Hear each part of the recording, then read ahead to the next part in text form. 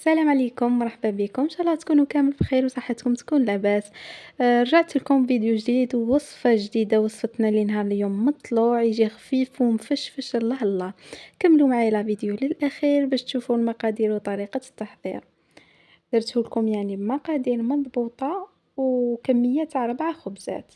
جبت هاد البول كيلت به 3 كيلات تاع سميد متوسط، ضفت عليهم مغرفة كبيرة تاع السكر، مغرفة كبيرة تاع خميرة الخبز، ومغرفة كبيرة تاع الزيت. بالنسبة للزيت ماهوش ضروري في الوصفة لأنه الوصفة الأصلية ما فيهاش الزيت نهائيًا، برك هاد المغرف اللي ضفناها تاع الزيت بالنسبة اللي حابة دير quantity كبيرة ويعني راح تخليه يبات على مكان كيما أنايا العايلة تاعي قليلة ألوغ ما ناكلوش 4 خبزات كاملين خطرة واحدة. ألوغ هاذيك المغرف اللي ضفناها تاع الزيت راح تحافظ على المطلوع تاعك وما يديرش هاذيك الطبقة اليابسة من فوق، فوالا ضفت عليها الماء الدافي كيما راكم تشوفوا الماء لازم يكون دافي، نبقى نضيف على لاباط تاعي ونعجنها بهذه الطريقة. هنا مع الأول ما تطلقوش العجينة تاعكم بزاف، خلوها شوية يعني شادة روحها وبقاو ادلكوا وضيفوا في الماء. هذا سر من أسرار نجاح المطلوع تاعكم، ما تطلقوهاش ديريكتومون مع الأول، نو خلوها شوية شادة روحها ومن بعد بقاو ضيفوا في الماء وادلكوا. أنا بما إنه السميد اللي عندي يشرب بزاف ألوغ راني طلقتها شوية راح تعاود تشد روحها، راح نبقى نضيفلها في الماء وندلك. المطلوع لازم له الدلك، يعني ما كانش منها راح تلميه برك وتجيك نتيجة مليحة impossible، لازم تدلكوه. هنايا بعد ما دلكتو شوية يعني ما دلكتوش بيان، ضفتلو الملح، بالنسبة للملح أنا ما نضيفوش من الأول، ضفت الملح مع هاذيك الكمية تاع الملح درت شوية تاع الماء وضفت السانوج اختياري، كاين اللي يحب يديرو كيما كاين اللي ما يحبوش. أنا صراحةً نحبو في المملحات، نحبو في الخبز، نحبو في المطلوع، وكاين اللي ما يحبش الذوق تاعو نهائيًا، ألوغ هاد الخطوة ثاني راها عندكم، تحبو ديروها تحبو ما ديروهاش، كاين ثاني اللي يحب يضيف حبة الحلاوة. بعد ما درت كمية الملح، الملح درت حوالي مغرفة كبيرة، بقيت ندلك في العجينة تاعي، نضيف الماء وندلك.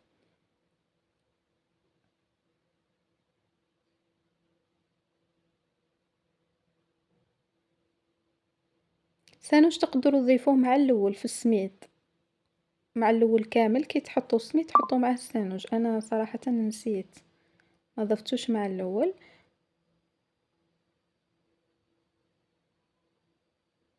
كيما راكم تشوفوا هنايا بعد ما دلكت لاباط تاعي مليح مليح، جبتها للغيسيبيون حطيت فيه لاباط تاعي وخليتها تخمر.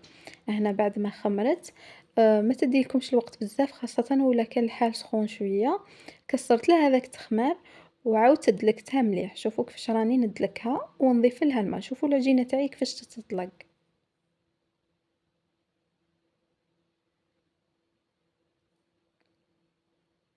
بالنسبة للمطلوع لازم يعني العجينة تاعكم ما تيبسوهاش هاكا باش تجي خفيفة وتجي مفشفشة، لازم تخلوها مطلوقة، هنا يعني سرعت شوية لا فيديو يعني طولت شوية ندلك فيها، ضفت الماء ودلكت وخليتها تخمر للمرة الثانية، المرة الثانية مش راح تطول معاكم بزاف كيما المرة الأولى، يعني راح تخمر في ساعة، كسرت لها هذاك التخمار زدت دلكتها غير شوية ومن بعد قسمتها على 4 خبزات، نتوما ديروا الخبزة على حسب الطاجين تاعكم. يعني إلا كان كبير ديروا الخبزة تاعكم كبيرة ولا كان صغير صغّروا الخبزة تاعكم، أكيد كل وحدة تعرف الطاجين تاعها. أنا هنا درت الخبزات متوسطين الحجم، دوك تشوفوا شحال درتهم، يعني درتهم حجم متوسط.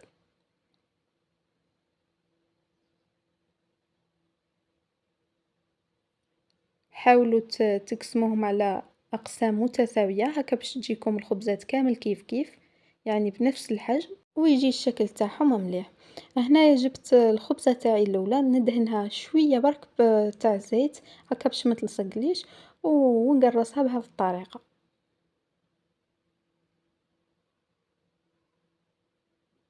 هنايا ما كانتش باينة مليح في الكاميرا، ما كنتش متولهت لها، حتى فتحتها l'essentiel قرّبتها لكم باش تشوفوا، مع الآخر كامل درت لها شوية تاع السميد وقلّبتها هاكا باش كي تخمر نهزها بكل سهولة يعني ما تلصقش. هنا جبت خبزة ثانية كيما راكم تشوفوا دهنتها بشوية برك تاع الزيت ونفتحها بهذه الطريقة. بالنسبة للسمك تاع الخبزة تاعي كل واحد كيفاش يحب، كاين اللي يحبها تكون خشينة كيما كاين اللي يحبها رقيقة، يعني ça dépend نتوما كيفاش تحبوا الخبزة تاعكم. أنا درتها موايا، يعني ما نحبهاش هاذيك الرقيقة كامل وما نحبهاش تاني خشينة بزاف. وشوفوا هنا بعد ما نكمل نفتح العجينة تاعي نرش شوية تاع السميد هكا ونقلبها باش كي تخمر ما تلصقش. كملت 4 خبزات تاوعي غطيت عليهم ونخليهم حتى يخمروا. هنا كيفاش تعرفوا بلي راها خمرت كي تحطوا صبعكم عليها تهبط وتعاود ترجع ثم خلاص العجينة تاعكم راها خمرت. هنا الطاجين كنت سخنته مسبقا على أعلى درجة، لازم يسخن مليح مليح ومن بعد نخليه على نار متوسطة، ما تنقصولوش كامل وما تقويولوش كامل. حطيت الخبزة تاعي غير نحسها نشفت نقلبها، ومن بعد كي نزيد نحسها نشفت من الجهة الثانية عفوا نبقى نحرك فيها بهذا الشكل، هاكا باش طيب لكم كامل كيف كيف وتطيب حمرا.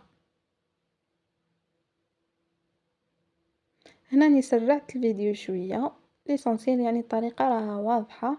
نبقى نحرك في الخبزة تاعي حتى تطيب باش تطيب لي كامل كيف كيف، ومن بعدها نطيبها على دوزيام كوتي، ومن بعد كي تكملوا طيبوها كامل حوشيوها بهذه الطريقة. احنا نقولوا نحوشيوها نتوما ما على باليش كيفاش، يعني كل منطقة واش يقولوا، l'essentiel يعني نطيبها من الجوانب. فوالا هنا بعد ما كملت كامل الخبزات تاوعي شوفوا كيفاش يجوا. كاين اللي يضيفوا مع المطلوع تاعهم يضيفوهم غرفة كبيرة تاع حليب بودرة سينو يلموها بالحليب، يقول لك باش تجي كامل حمرا وتجي كيف كيف يعني طايبة كامل كيف كيف. صراحةً هو المطلوع الأصلي ما فيش هاد الإضافات ني زيت ني حليب ني والو، سميد ما ملح وخميرة هذا هو المطلوع الأصلي. سينو هاد الإضافات أكيد راح تمدلو لمسة هايلة اللي يحب يدير هاد الإضافات. سينو تحبوا ديروه كيما تاع زمان يعني ما كانش كيما الحاجة تاع زمان.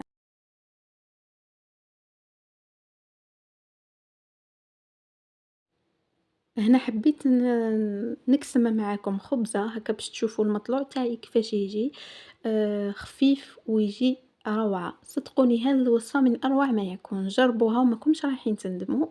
شوفوا هنايا حبيت نقرب لكم كيفاش يجي يعني من الداخل، كي تلقاو هذوك الثقوب اعرفوا باللي المطلوع تاعكم راه ناجح 100%. فوالا البنات وصلنا لنهاية الفيديو تاعنا اليوم. اللي شافت الوصفة وعجبتها ما تنساش تضغط على زر الإعجاب هكا باش يوصلكم كامل جديد. سلام.